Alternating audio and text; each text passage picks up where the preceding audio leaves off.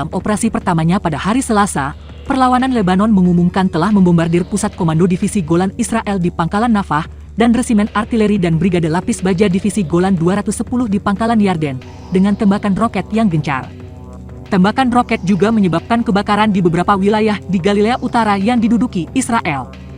Perlawanan Lebanon menegaskan bahwa operasi awalnya adalah untuk mendukung rakyat Palestina yang teguh di Gaza, mendukung perlawanan mereka terhadap penjajah, dan sebagai respons terhadap agresi Israel terhadap wilayah BKA.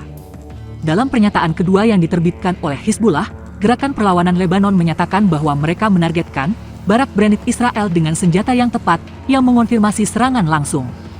Laporan telah mengonfirmasi bahwa roket ditembakkan dari Lebanon Selatan ke arah Galilea yang diduduki Israel dan dataran tinggi Golan Suriah yang diduduki Israel.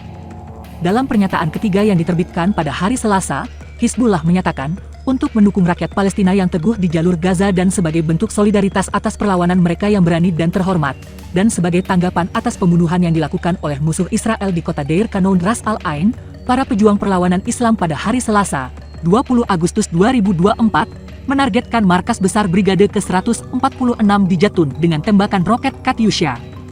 Para ahli telah menunjukkan bahwa Hizbullah melancarkan serangan canggih yang didukung oleh pengumpulan intelijen terhadap militer Israel dengan cara yang membingungkan sistem Iron Dome milik rezim tersebut.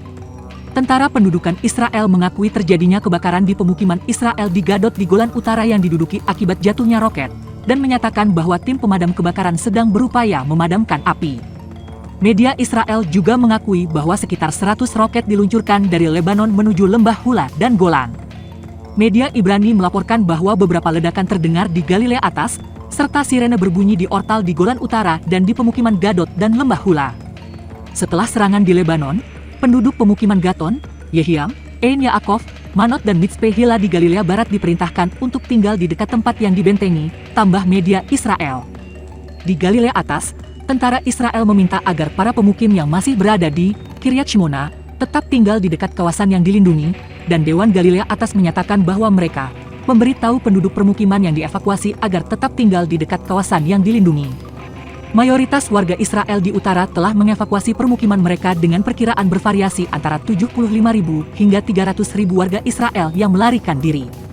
Pada hari Senin, militer Israel mengakui bahwa pesawat tanpa awak dari Lebanon Selatan berhasil menghindari semua sistem pencegat rudal milik rezim tersebut dan menewaskan seorang tentara Israel. Seorang tentara lainnya mengalami luka serius. Tim pemadam kebakaran Israel juga dilaporkan bekerja sepanjang malam untuk memadamkan api di wilayah utara yang dipicu oleh ledakan pesawat tanpa awak. Sejak 8 Oktober, sehari setelah operasi penyerbuan Al-Aqsa di Gaza, Hizbullah dan militer Israel saling tembak setiap hari. Setelah hampir 320 hari, Hizbullah telah berulang kali memberitahu mediator asing bahwa mereka akan menghentikan tembakan setelah perang genosida Israel yang didukung AS di Gaza berakhir.